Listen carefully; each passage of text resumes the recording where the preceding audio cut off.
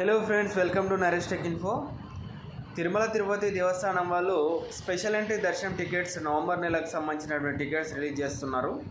రేపు ఉదయం 10 గంటలకు ఓపెన్ చేస్తున్నారు. వాటికి సంబంధించినటువంటి ఇన్ఫర్మేషన్ నేను చెప్తున్నాను. మీరు కనుక నా యొక్క ఛానల్ని ఫస్ట్ టైం చూస్తున్నట్లయితే నా యొక్క ఛానల్ని లైక్ చేయండి, షేర్ చేయండి, సబ్స్క్రైబ్ చేయండి. ఇక టాపిక్లోకి వెళ్ళిపోదాం.